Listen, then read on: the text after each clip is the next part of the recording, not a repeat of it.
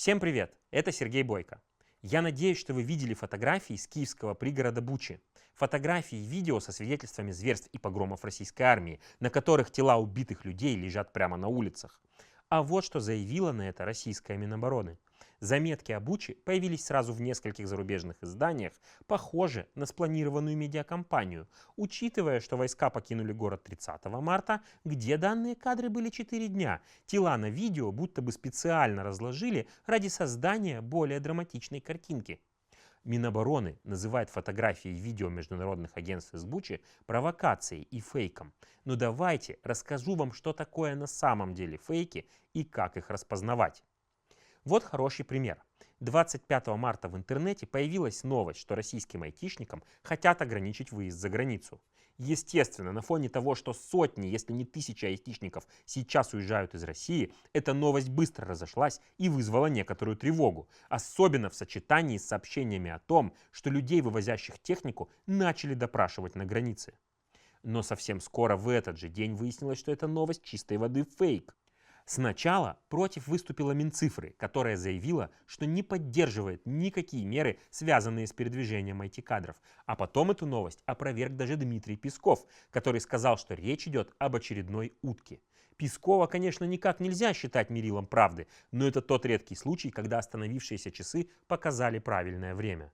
Откуда же взялась эта новость? Истоки у нее такие. В некоторых пабликах появилось сообщение, что юридическая компания Concord разработала законопроект о мерах по дополнительному контролю за передвижением и трудоустройством специалистов IT. Компания Concord Евгений Пригожин. Помните такого? Если обратить внимание на то, откуда изначально взялась эта новость, и знать, кто такой Евгений Пригожин, можно сразу понять, что не стоит придавать ей особого значения. Но так бывает не всегда.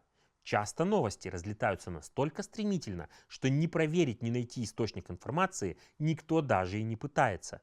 Так и рождаются фейки. Настоящие, а не те, которые Минобороны считает постановкой. У интернета есть огромный плюс. Он дает доступ к любой информации. Но это же и его минус. Информации много, она быстро появляется и быстро исчезает. А в итоге вы успеваете запомнить только то, что кто-то собирается не выпускать айтишников за границу. Этим и опасны фейки. Расходятся они быстро, закрепляются надолго. И главное, если человек обратил внимание на фейковую новость, опровержение он может и не увидеть, а в голове у него останется только то, что он запомнил с первого раза. Кроме того, если вы думаете, что фейк это всегда от начала до конца выдуманная история, часто это не так. Самые опасные фейки, в которых ложь смешана с правдой. Может быть и такое, что правды при этом будет 90%, но оставшиеся 10% все равно ложь. И как с поговоркой про ложку дегтя, это обнуляет всю новость целиком. Особенно много фейков появилось с началом войны в Украине. Вспомните хотя бы историю про обстрелянный роддом в Мариуполе, которая до сих пор не дает покоя пропагандистам. И в итоге даже критично настроенные телезрители остаются в недоумении насчет того, кто стрелял. Как говорится, то ли он украл, то ли у него украли. В общем, там какая-то мутная история. Во время войны фейки стали не просто отдельным явлением, а полноценным инструментом пропаганды. И поэтому важно знать хотя бы базовые правила, которые помогут их распознать. Давайте попробуем разобраться. Первое. Всегда по возможности проверяйте источник новости. Если это сайт, смотрите внимательно на его адрес и содержание, особенно на адрес. Бывает такое, что специально создаются клоны известных сайтов, которые отличаются одной буквой в названии, а заметить это сложно. Если вы впервые видите или слышите название сайта или название СМИ, в котором прочитали новость, возможно, с ней что-то не так. Если это мессенджер, постарайтесь узнать, откуда появилось сообщение. Кстати, в мессенджерах фейки расходятся особенно хорошо. Люди охотно и быстро делятся информацией, а времени проверить и усомниться у них нет. И еще, если это фейки намеренные, то довольно часто они сопровождаются призывом распространять или репостить сообщения. Второе. Проверяйте, когда появилось сообщение. Можно просто погуглить, можно посмотреть дату. Часто бывает так, что старую новость, например, обрезают и выдают за свежую, и этого оказывается достаточно, чтобы убедить читателей. Третье. Очень внимательно относитесь к фото и видео.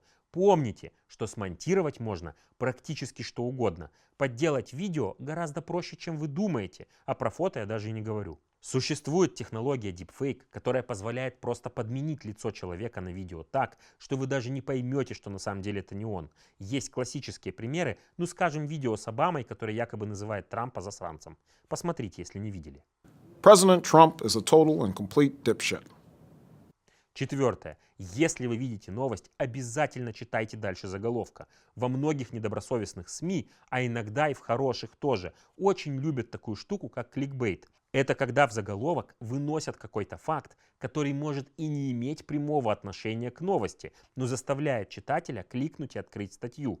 Так вот, многие даже не кликают и, прочитав только заголовок, идут дальше с готовым убеждением, которое очень сложно потом поменять. Это самые простые правила, которые помогут вам распознавать фейки. Понятно, что если вы, например, журналист, то вы и сами знаете, как искать доказательства и подтверждения, и кому верить. Но для всех остальных коротко еще раз. Проверяйте источник, проверяйте, кто и когда опубликовал новость, внимательно относитесь к фото и видео и всегда читайте дальше заголовков. Ну и не забывайте посмотреть, не скопирована ли эта новость с ресурса под названием Панорама. А если вы не знаете про такой ресурс, советую зайти и почитать, хотя бы для того, чтобы немного отвлечься в это сложное время. Берегите себя и будьте бдительны.